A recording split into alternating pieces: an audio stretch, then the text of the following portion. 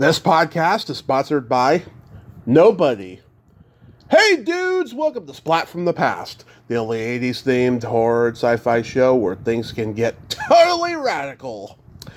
Now today I will be welcoming Samantha Larsen. Samantha is a writer, producer, director. She is also an actress and a comedian, a stand-up comedian. And she played the sex slave in Rob Zombie's cult horror classic, genre-defining cult horror classic House of a Thousand Corpses, celebrating its 20th anniversary. Wow, I can't believe it's been that long. And she's a very funny stand-up comedian. You should see her videos on YouTube. She is fucking hilarious. And she's been on reality TV. She was on a show called Who Wants to Marry My Dad? And she's also been on The Real Potheads of Comedy. She was on My Name is Earl. She had a recurring role on there for years as different various waitresses and so forth. And she has her own little cooking show on YouTube called Chow Time. And we're going to talk about all of that stuff today, and I can't wait. We've been Facebook friends since February. That's how long it's been that I've been trying to get her on the podcast and stuff, but she's been super busy. But now we are going to make it happen. And today the SAG-AFTRA negotiations are finally happening. Fingers and toes crossed. Let's hope the strike will be over by tomorrow. And if it is, I'll have something to report and we'll have something to talk about. Wow, I sound like Mr. Rogers, don't I? So yeah, here is my interview with Samantha Larsen. Kick off Halloween October. Hey there. Hey Samantha, welcome to the show. How are you today? I'm great. Well, thank you very much. How are you? I am fantastic. This is such a great honor. Thank you so much for finally taking the time to do this. This is great. Oh my God, it was hard fun. It's just been a very busy year, but thank you for having me. Absolutely. So, going back in time, did you gravitate toward acting and comedy early on in your childhood? Yes, absolutely. I think I was putting on plays when I was coming out of the womb. Wow. So you did a lot of school plays and community theater and all of that? A lot of school plays, not so much community theater. I was singing in some bands, but definitely putting on plays in school, like even in grammar school. We used to do like musicals, so with little dance things, and it was pretty fun. Nice. What comedians did you love growing up? Lucille Ball was one of my first and foremost, and Carol Burnett. I used to watch those shows with my mom when I was really young, and I just really decided then that I wanted to do that when I was older, because I knew I had to get a regular job. So I was like, that looks kind of fun, you know? And yeah, those were my favorites. And then I kind of loved like the sitcom, like Laverne and Shirley and all that. Yeah, and Mork and Mindy and Three's Company. I loved all those actors in there. You know, even though it was kind of more like it wasn't stand up, but I just thought that just looked so much fun. Those characters they were doing, you know. Yeah, Laverne and Shirley is my favorite sitcom, and Cindy Williams was scheduled to be on here before she died. So. Oh my God! Yes, you know what? I've seen all their episodes millions of times, and I loved Lenny and Squiggy. Didn't they have a spinoff that didn't last too long? No. That you're thinking of Joni Loves Chachi on Happy Days. Oh yeah, no, I think they were thinking of a spinoff, but I guess it never happened. Which probably wouldn't. Yeah, I think they made an attempt. I did talk to Squiggy though before he passed. Oh, yeah, I really loved them. I mean, just that whole show was just so great. I just thought the whole concept was so great, you know? Yeah, I loved all those shows. I loved Mork and Mindy and Three's Company as well. Did you watch Saturday Night Live or SCTV or Monty Python? Not Monty Python. I've heard it's like amazing though, and like the Christopher Guest. I know those actors all love that. Saturday Night Live, yes. Oh my God, that was like just so amazing to me. Yeah, that was the Mecca. With like Eddie Murphy and that, and then I loved Mad TV. I used to love Mad TV as well, which I think should have went on, but it was like short-lived. But it was still really, really fun, I think. Yeah, you're born and raised in New Jersey? Yes, Bergenfield, New Jersey. Little town north, in North Jersey, Bergen County. Yeah, I hear the accent. Oh, yeah, it was a small, it was kind of small. I mean, it was a big town, but small. We're all still friends, pretty much. I mean, pretty crazy, but it's cool, Uh-huh. We all kept in touch. So they come out here sometimes to California and, and take them on little tours, around. So you attended the University of Tampa. Did you major in theater? I started off with a scholarship for marine biology. Uh-huh. And because I love, I always wanted, I had the fancy of being a dolphin trainer, but because I love dolphins. And so I got the scholarship, and then when I found out pretty much how they got the dolphins and how dolphins should live and they shouldn't be in aquariums, I just put all my focus on the acting. And yeah, I just got a BA, BA of arts or in the arts. Yeah, that's what I got. Did you have any classmates we would know? Oh, in college? No. Yeah. No. I don't, I kind of lost touch with a lot of people. They once in a while they have these like get-togethers from University of Tampa out here in Los Angeles, but they always do them at these weird times, like a Monday night at 6:30 when I've had like a crazy weekend. I can never make them. But I guess there's people from my college out here, Yeah. Now, you did productions of Who's Afraid of Virginia Woolf and A Doll's House. Did those productions give you confidence to pursue the biz? Yes, and we also had I loved doing it, and then we also had a great improv class. That our teacher was Gary Luter. God bless him. He made us be a character for like weeks on end, like every time we went, and that was just, I found that so fun, to just be someone else and just and of course they were all like comedy, and it was just funny, just a whole different world. Yeah, did you do improv too? Yeah, that's that's where I started with improv. That was in college. That we had like an improv class, and then when I graduated and moved to New York City, one of the teachers from Second City was there, Michael Gelman, and he did like the whole conservatory for us. He took his Second City and we did it in New York. So I did that and I fell in love with improv. Besides stand-up, improv is just so much fun as well. I think it's awesome.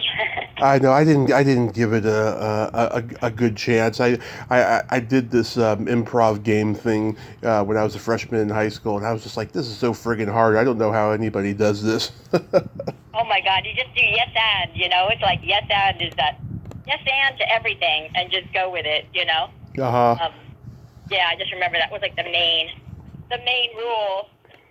But yeah, it's a whole different beast. And you know what, too, it really makes it, you have to work with good people. But if you have someone that's lame, you kind of have to, like, do it all yourself. Or if you have someone who doesn't play along, you have to be with people who are willing to, like, oh, hold on, let me go back to that. Willing to be with people who are, want to share and want to give and not, like, just take over because then it won't work. Yeah, I just think I wasn't ready. I just think now I'd probably give it another chance. But at that time, at 14, I just was like, nah, I ain't doing this. Yeah, 14's like kind of young to be, I think it's hard at that age to do that. Yeah. So how long were you in New York for? About 10 years. I moved out here in about 2000. So basically it was like when I graduated college, and then I was on the Upper West Side and the Upper East Side, and then I moved out here to California. Did you do any stand-up in New York? Yes. I started doing stand-up. My friends, I was like scared to do stand-up, I think, because it's just, one person. And my friends, like, forced me to do it. It was like a class or a contest at Caroline's, and then I did it. It was my first time doing it, and I, like, won this thing, and then they would let me go up every week, and I started hosting there, and then, so then I started doing stand-up there, and then came out to California, and then continued with the stand-up and got into acting and everything. I did some acting in New York. I was not union, though. I became union, like, eligible. I didn't even know what that meant, really. Yeah. But yeah, I started in New York and then continued out here. Yeah, did you play like at the Cellar and stuff? No, I did stand up New York, and then there was one, I think it's gone, it was on 2nd Street, forget the name, and Caroline's and stand up New York. Caroline's, yeah.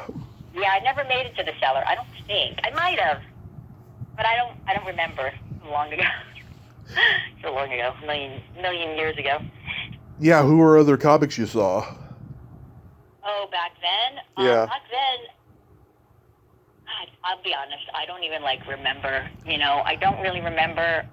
Like Louis C.K. or Mark Maron or anybody like that? I don't remember seeing them. Maybe Louis C.K., maybe. I just remember coming out here and going to the Comedy Store and kind of just, like, hanging out and watching, like, Eddie Griffith, and then watching, I wound up being in show with him, Bobby Lee, yes. Bobby Lee, I was, yeah. like, obsessed with Bobby Lee. When I moved out here, he was, like, the big thing. Dane Cook, Bobby Lee, and, like, I remember watching those guys. They used to replace Dublins, and, Dane Cook used to do Dublins, and, it was, like, fascinating to me. Yeah. There was also like Ralphie May probably, and. Oh yes, you know what? I'm still friends with his wife. Oh yeah. Around the block. She lives around the block. Yeah, she's a sweetheart. We do shows together. Sometimes when we do stand up, yeah, I like her a lot. She sings songs. She sings funny songs with her guitar. Oh yeah. She makes up her own songs. Yeah, and he was a sweetheart. He was a really such a nice guy. Such a shame. Yeah, that was sad. Yeah, I see you used to play John Lovett's Comedy Club. The what? I see you used to play John Lovett's Comedy Club. Oh my God, I loved that club. Yes, I used to do that. There was he passed a booker named Big Mike, and he used to book that a lot. And I used to do it with this cat, Julio Gonzalez. He's still around. He tours around. And that club was so fun. It would get so packed. It would be like 400 people on an average night. It was just such a great club. I loved that club. I think I still have clips of that up on my YouTube. I loved that club. And I love John Lovett. I think he's great. I think he's a nice guy. I think he's really funny and talented and just really down to earth. Oh, one of the best. In fact, the other night I watched High School High for the first time in years. My dad took me to see it when I was 13. God, he's so freaking funny. Yeah. He's just so great and just such a nice person, and he's just still killing it, Yeah. Just did, they opened up another Laugh Factory. It's like in Covina. Yeah, Covina. And I think he's like been headlining it. Like they just opened it up last month. Nice. And actually, one of the guys, Harry Basil, grew up Oh, yeah. around the block from me. He grew up around the block from me in Bergenfield. And he had a younger twins, Daniel and Peter, and they're my age. And, I was friends with them. And Harry is such a nice guy, and he runs the Laugh Factory in, literally around the block from me, like a 3-minute walk. Yeah. 3-minute walk. And I remember when he moved out to Hollywood, it was such a big deal, and he was just doing so good under what's his name took him under his wing. I get no respect. Well, Rodney, yeah. Yeah, he took him under his wing and really, shaped his career and helped him out a lot. And I grew up watching those Rodney specials when he's doing Tom Cruise in Risky Business or Pacino in Scarface. Yeah. Oh yeah, so good, so good. I mean, just really, really good. And if you've ever seen Harry Basil do his comedy, he's fucking great. Like he acts things out. He just has his own style, you know. Yeah. Yeah, he's a really nice guy. Really nice guy. For sure. I watched one of your YouTube videos. You're talking about how someone said to you that this guy can't get hard. He has to be in the mood. You're like, marry a Mexican. Oh yes, I know. My husband. I would say 80% of my act, 70-80% of my act is about my husband and just being married. And he's from Mexico and I'm from Jersey. It's like two different planets, and yeah, it's we're a funny couple. And he's a really good writer. He actually helps me write all my material. From even if it's not about him, I have a lot about my dog obsession, and he helps me write a lot, and he helps me with a lot of my productions, just in general. Nice. Did you ever audition for Last Comic Standing? You know, I did the first year. It used to be really crazy and wild, and Yeah. and then I kind of find out how it worked, like the behind the scene, and then I was like, oh god, it's like all set up. So I was like, forget it. You know, like it's like set up like a reality show. Like you have this type of person, that type of person, this type of person. This one's gonna take the fall. This one's gonna be the Hollywood sweetheart. This guy's gonna come off like an asshole. Blah blah blah. You know, but a bunch of my friends have done it, and some it's helped and some it hasn't. You know, but yeah, the first year, I remember we all went when it was like fresh and new, you know? Yeah, I tried to audition in Arizona. I was briefly living there in '07, which was the second year that I was doing stand-up. And I was in line for 8 hours. I met some interesting characters. There was a white couple with a black friend right in front of me during those 8 hours, and they were having an interesting conversation about the odor of semen. And oh my God, I was that's hilarious, though. I was just like, wow, man, they go hardcore here in Arizona. And I'm glad I didn't get in because I wasn't ready. But I did get to audition for America's Got Talent 3 times. Oh, really? Now, what was that like? It must have been really fun. I've heard it's really fun. It is, but it's nerve-wracking. You're in there in the room with like a dozen other people, and you don't know if the producer is genuinely laughing or just being professional. I don't know, but I was hoping the third time I'd get in, but I didn't. One of those times was on tape, though. Oh wow, that's great that you even made it to that stage. You know, that's pretty good. That's pretty crazy. That's crazy. Yeah, that show I still watch and I still like. I think I'll always like America's Got Talent because I feel like they just kind of expand and do all different types of things, and you know, they're experimental, and it's always kind of fun to see the person's journey on that, like, and what happens with them if they, if they can kind of like maneuver through Hollywood and take advantage of that opportunity, or some people you never hear of them again, you know? I know everyone thought that I was going to make it because of my car accident and everything, because I told the story and everything. But yeah, it didn't happen, unfortunately. But oh well, you know, I don't regret anything. Yeah, at least you made it to that, you know. And the thing is, I just saw this quote yesterday or today, and it was just saying, the hard work is the audition. You know, like, once you get the job, that's the easy part. Acting is really auditioning. That's, to me, the most nerve-wracking, and it's the worst part of the whole business. Like, it's just the scariest and the most nerve-wracking and the most difficult. Mm-hmm. And, I mean, that's me. I hate auditioning, but, you know, I know a lot of people love it. I hate it. Everyone has different, you know, feelings about it, but I think it's the most difficult. Because just like you said, like, you don't know what the hell they're thinking. And then, you know, what I find is, you know, in my experience is when they're like, oh, you did great, and thank you so much, and they're like really nice, like, oh, I didn't book it. And kind of when they're like possibly an asshole or like a little bit rude or maybe talking when you're doing it, that's oh yeah, that's when you book it. So it's just the whole nerve-wracking thing. And now, the whole thing is self-tapes, which I like and I don't like, because you can do it over and over. You do it over and over, set it up in your house, but the excitement of that is gone. That's for sure. The excitement that I just complained about is all gone, because you're just doing it, and like I said, you can do it over and over. And, Right. Yeah, and then, I'm only getting feedback from the dogs and the birds. The birds are always loud whenever I'm trying to do it. Like, there was a point where I was doing a lot of voiceover auditions, and I was just like, screw this, because it was just impossible. Yeah. The birds would be quiet, and then right when I would start doing something, they would start talking. Never would fail, so I was like, forget it. So how do you get cast as the sex slave in House of a Thousand Corpses? Oh my God, that was such a bizarre, the whole thing was bizarre, and this was something that, it was like a friend of a friend sent my picture in, and they just wanted thin. They wanted thin. That was it.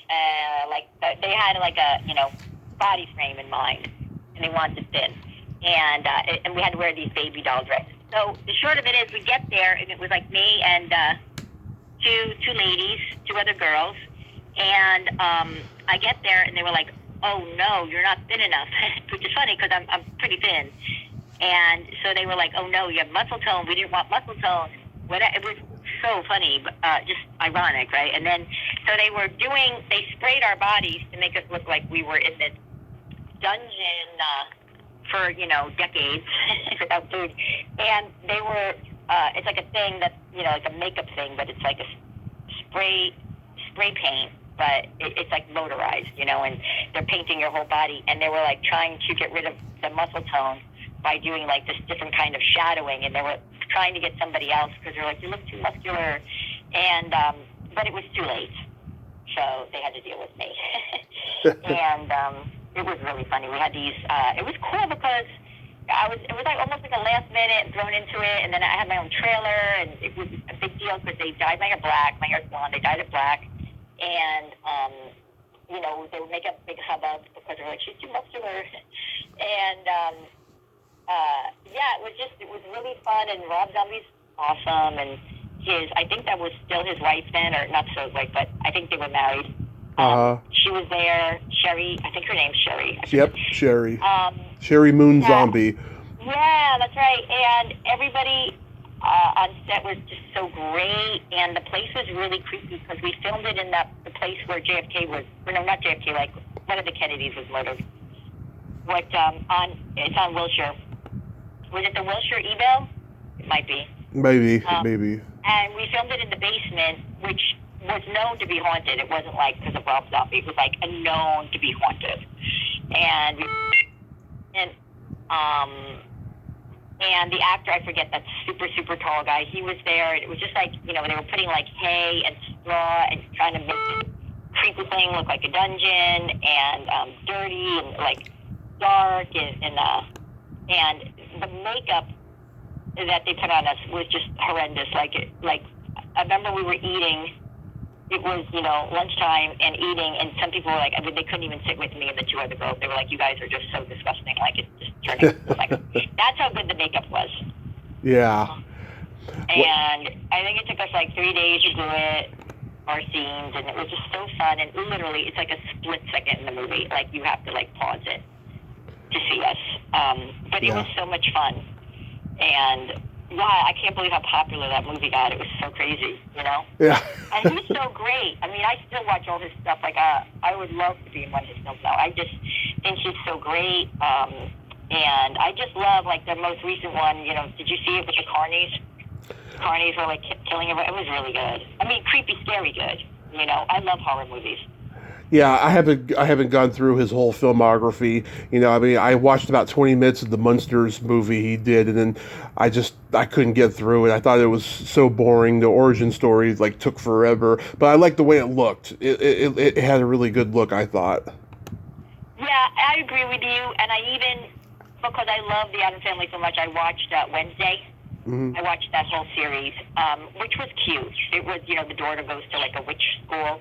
Yeah, I haven't seen it yet. I gotta watch it. I liked it. I thought it was cute. It was teenager, but I watched it just because of the special effects and stuff. I love special effects, and it was cute. Yeah, when this movie came out, at the time I thought I am worried about the future of horror because I hadn't seen this style of a horror movie ever in my life. I grew up on all the 70s, 80s, 90s slasher supernatural movies, and Oh I yeah. didn't know about Herschel Gordon Lewis yet. I did later, but like this movie is kind of very Herschel Gordon Lewis like.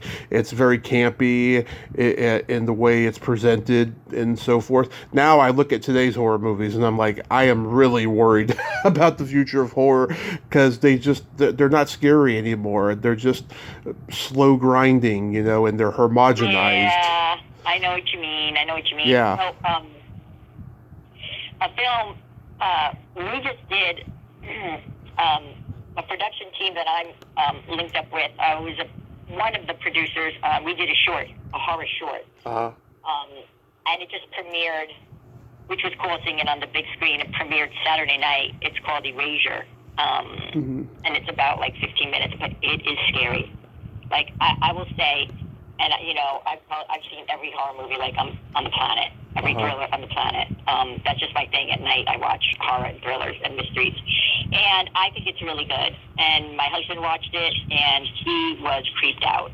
He's not a horror lover, so he gets creeped out and scared easily. And so it's called Erasure. So when it's fully out, I will send you the link. I think you'll enjoy it. And there's a real tone to it. A real it's the way we colorized it, the music. It's scary and creepy. Yeah, it came out pretty good. I think you would enjoy it. I'll send you that link. Awesome. Yeah, I'd like to check it out. I've met Bill Moseley and Sid Haig at conventions. When I met Oh yes, Sid Hicks, Sid. I met Sid Haig at one of his last horror conventions in 2019.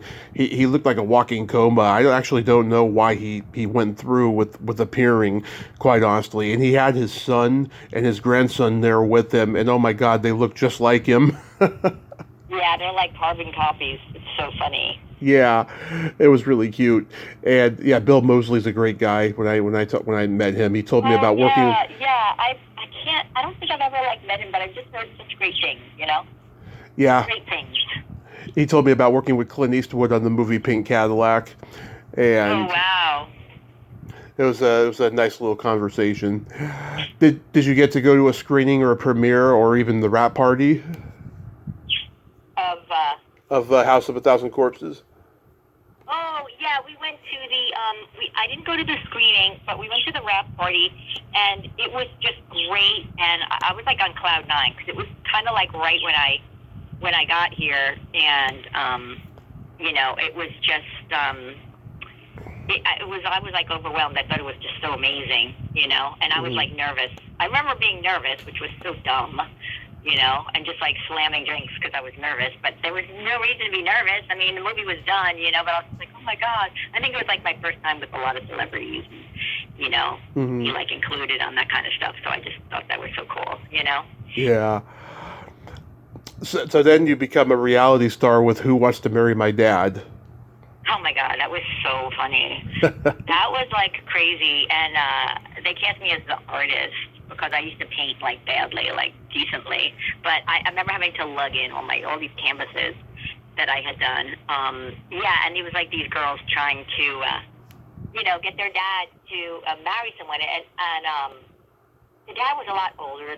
It was like a 15-year age difference. But it was a really fun experience. That was my first time with in the reality world, which I still love. I love the reality world. I think it's hilarious. I think it's great. I think it's fun, and I like it. I'm not a reality TV guy, but I remember when the major networks like NBC were first coming out with these shows. God, there were so many of them, and this was one of them. Yeah. Yeah. Many. We used to watch Repo. Remember Repo with Big Lou? I heard about it. Yeah. So, I did a pilot last year that actually just this Friday played in the Hollywood Film Festival, and the pilot's called Almost There, and I play Big Lou's wife. Uh-huh. And Big Lou lost a lot of weight. On the shows, he was like a really, he was Big Lou. And when, for rehearsal, I was looking at him, and I was like, I know this guy. He's like, hi, my name's Lou. And I was like, and then finally I was like, oh my God. He's like he really was a founding father of all these different types of reality shows. I think he was on True TV, that network. And so anyway, I played his wife, and it was just such a friggin' thrill. I don't know where this pilot's going to go, but, it was cool seeing it in the film festival. And Big Lou did not go, which the next time I see him at a lot of events because he does a lot of events with, there's a group called Chicano Hollywood, and my husband is involved with them, and or does, like, he does art, and my husband's partner did like a panel where he was speaking, so, and like Big Lou goes to a lot of these things. So anyway, it's just cool seeing him, and it was cool, playing his wife in this pilot. But he's not Big Lou, he's like tall, skinny Lou now. Yeah. Yeah. Then you did several episodes of My Name is Earl. How was that gig? Oh, My Name is Earl. I would say that was one of the most fun sitcoms ever that I did, and we were like a big family. And playing the waitress in the crab shack was like a fucking dream job. I mean, it was so fun. I would go in, and they'd be like, all right, we're gonna give some beers over here to this guy, and then we're gonna bring some nuts over here, and we're gonna swoop around. And they had so many fun stars on there. I mean, Mel Gibson, just so many people. Mel Gibson, God, I can picture his name. The guy who's Geraldo Rivera. I grew up watching him, and he was on a couple episodes. Uh-huh. Like Jason Priestley, and just all these cool, Alyssa Milano, all these cool stars. Who's that girl? She was with Woody Harrelson, and I can picture her face. Anyway, just so many cool actors were on there as guest stars, and working with like Eddie Steeples. We're still friends. He's such a great guy. Nadine Velasquez, she's a sweetheart. Yeah. Just everyone there was so great. Jason Lee, he was just so down to earth and cool. Giovanna Ribisi, he was a sweetheart. They were all so nice. That was a great experience. Great. And I still get residuals. It plays all over the world constantly. Literally, like it was such a cult. I think it's like a cult hit at this point.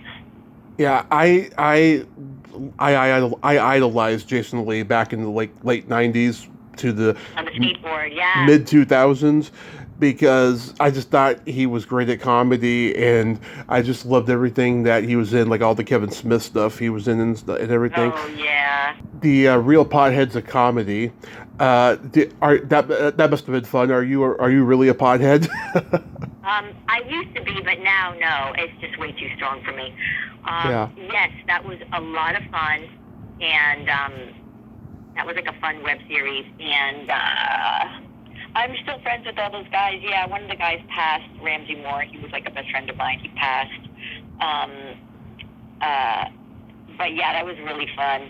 And like Mike Circlin, he was one of the producers on there. We're still best friends. And we do stand-up. He runs like a stand-up show on Tuesday nights around the block from me, and I go whenever I'm free. And yeah, that was really fun. And they were really smoking pot when they were doing it. Like, I remember one time we were filming, and the whole room was like a hot box. And we just couldn't stop eating Doritos. Everyone had the munchies. And I met a lot of other cool comics doing that were all still friends, Yeah. I mean, I used to do it for years, but my lungs were compromised in my car accident, so it's just not the same anymore. I quit doing it. Agreed. You know what? I think the third time I got pneumonia, second or third time I got pneumonia, I was like, I just can't smoke anymore. Anything. Cigarettes, weed, nothing. I will, disclaimer, I do the oil though. I do take like edibles in the oil here and there, more of the oil. I'll take like CBD oil and have some THC oil in it. I like that because it's like, you know what you're getting, like the weed now is too strong and it just makes me hack. And I swim. I'm a swimmer, so I need the good lungs. I need the big clear lungs. Yeah. So I saw an episode you did of Chow Time where you're making peanut butter cookies and you have your dog around your neck in a sack. And oh, yes, the baby Bjorn, the doggy Bjorn. Yes, I'm insane. I thought that was so cute. I loved it. I thought it was so cute. So tell me about Chow Time. What gave you the idea to do that? Well, so I pitched that show a little bit, and people were like, "You're crazy. No one's going to want to cook food with their dog that they can eat with their dog, and blah blah blah." And the reason I did it was because I'm obsessed with dogs, and my thing is I love special needs dogs, like the dogs that nobody wants. Give them to me. The sicker, the better. Like and I love old dogs, and I love taking care of them and all that. Yeah. So I had a dog named Buddy. I got him from my old manager, Joe Greenberg, and he had inoperable liver shunt. So basically his liver didn't work, and he was so sick that he couldn't get any operation. Uh-huh. So I started, the vet was like, this was in 2011, the vet was like, he has months to live, just, make it good. And I just couldn't accept it. So I did my own research, and I found out a lot of people had these types of dogs, and they would cook them these special meals and, extend their life and give them a better quality of life. So that's what I did with Buddy, my beloved Buddy. And I created this recipe with other recipes that I had read about, whatever, and made that for him. Once a week, I would do it in the crock pot or cook it on the stove, and he had a really great quality of life. Even the vet was shocked, and I kept him going till 2017, way beyond anything you would expect with a dog that was old with inoperable liver shunt. And so I wanted to show other people that having a dog that the vet or someone is they got a couple months to live, that you can, keep them going, at least, a really good quality of life with home cooking. So that's why I did that show. And during COVID, I just redid my own kitchen and just filmed it in there because we were stuck inside and I wanted to be productive and creative. So I was screw it, I'll just do it on my own. And instead of trying to pitch it and sell it and whatever, it was COVID, and so I just did 30 episodes in my own kitchen with all my own recipes and threw my dog in a baby Bjorn, and we did it. And that's what happened with that. And I still get, someone just was commenting on it the past couple of days. I think I'm going to do a cookbook with that, with my recipes, because I made up all the recipes, and they're all vet, my vet had approved them, so yeah. That is so cool. Yeah, I mean, everybody's doing the on-camera cooking show thing now on YouTube because that's a good place to do it. Yeah, totally. But I don't think anyone's cooking. There's no one cooking with the dog and the baby Bjorn. That's for sure. And you can eat everything I cook. You can eat it with your dog. You can have a picnic. You can literally eat it with your dog safe. So you're an animal person. How many animals do you own? Right now, 4. I have 2 rescue birds and 2 rescue dogs. Wow, nice. Yeah. I can imagine it being very noisy there. Yeah, the birds can be noisy, but these are just little parakeets. But usually, throughout my life, I've had more cockatiels.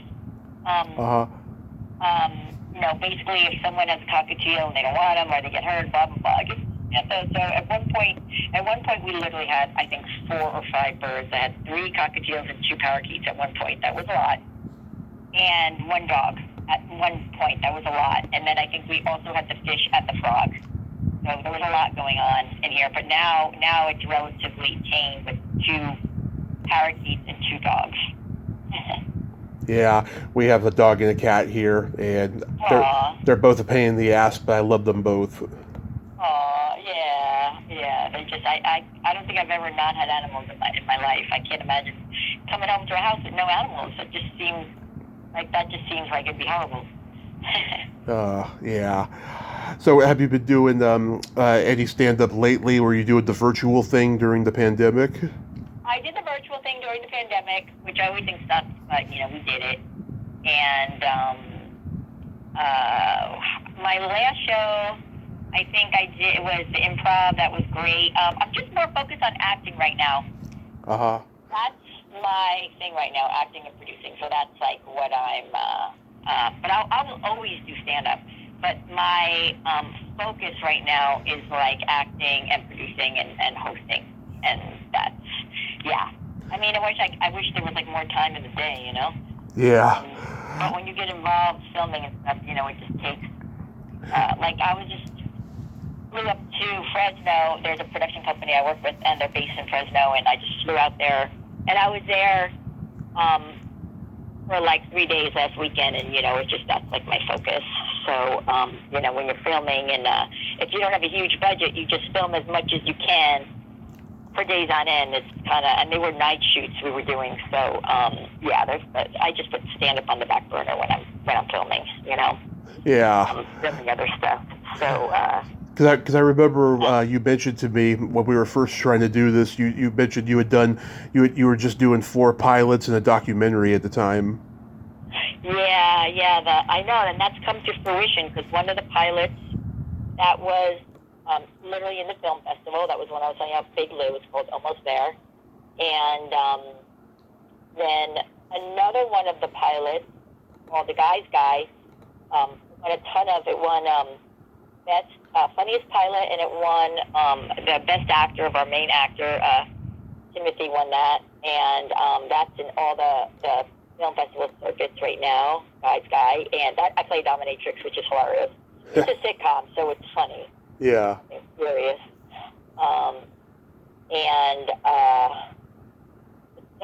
The documentary I did, the documentary was on how we filmed, we're still it's still in post right now, so we're still doing the editing, coloring, and all that, of our first full-length feature film with Skyfilm Studios, and that's called Work to Death. So while we were filming that, I'm a producer on that, and I filmed the whole documentary of making that, and the process of that was like crazy because I had never produced like a full, been a producer on a feature, and just everything that there's just so much to do, so much work. It's overwhelming, but in a good way, you know. So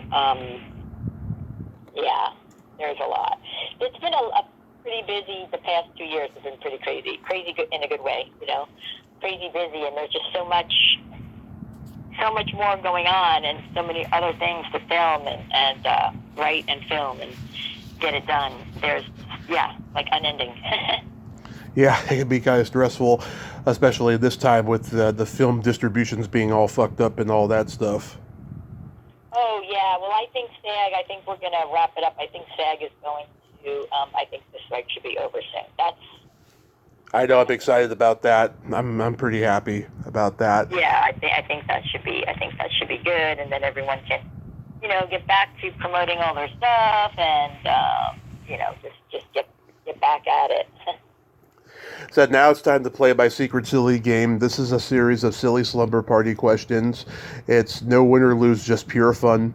And how the game works is I ask you the question, you answer it, and then you ask me that exact same question and I answer it. And feel free to comment on the answers because they might be funny. Okay. Good. Samantha, are you ticklish? Yes, I am ticklish. Are you ticklish? Oh, yes. If you tickle me without warning, though, I might hit you in the groin. Yeah, we don't want that. Yeah. That would not be good. Is your belly button an innie or an outie? Oh, yuck. It's an innie. I hate outies. It's like a pet peeve to me. Like, I couldn't marry a guy with an outie.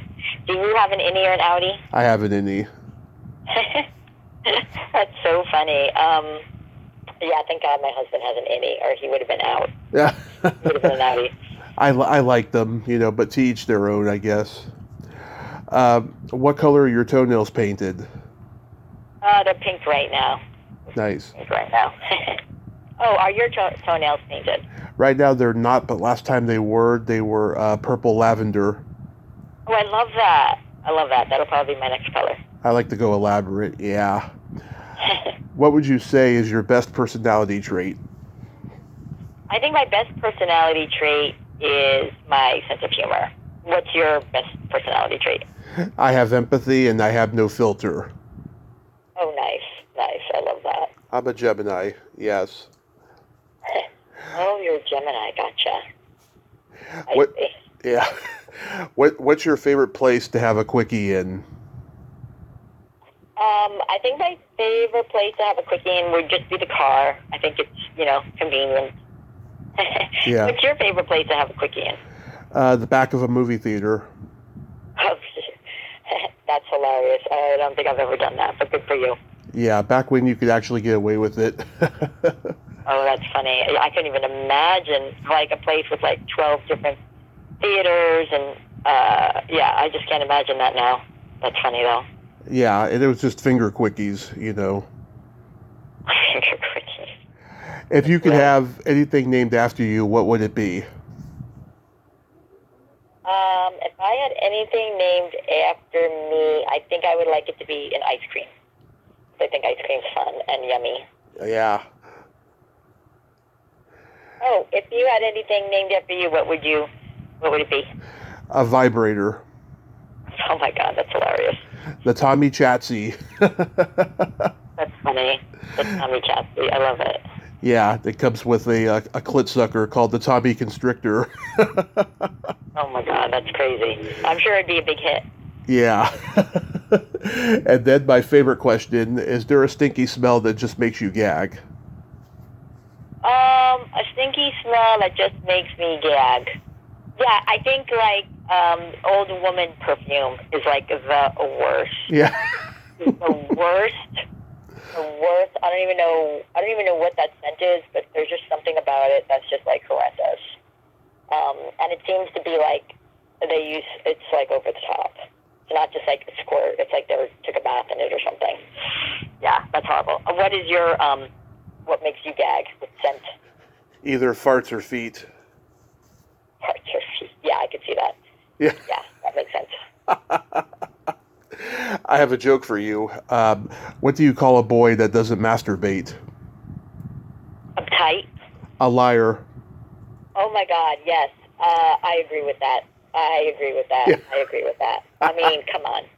Like, that's impossible. That's impossible. I know. I told that joke to an actress. She's got all brothers, and she's got sons, and she's been married to the same guy 40 years. She's like, you can't bullshit a bullshitter. Yeah, I don't think there's any man on planet Earth that doesn't masturbate. There's no way. Yeah, totally agree. Yeah. Well, Samantha, I thank you for finally coming on today, and you are just the sweetest lady, and you're one of the good ones in comedy. Thank you so much, and I hope you have... Thanks for having me. Yeah, I appreciate you, and thank you for working with my schedule, and I'm glad we could do it, and it was so fun meeting you, in person as much as without seeing you, just hearing your voice, and it's been a pleasure, and thank you so much. Absolutely, and you have a great rest of your day, and be safe out there. Oh, thank you so much, and you as well. Thank you. Bye-bye. Okay, thanks. Bye-bye. Well, there you have it. Samantha Larsen, ain't she a sweetheart? What a great lady, huh? I'm so glad we could finally have that talk today. And go see her if she's doing stand-up anywhere in LA. She's hilarious. Watch her videos on YouTube. Well, until next time, this is Tommy Throwback Kovac saying there's no shame in living in the past because the present sucks. Later, dudes.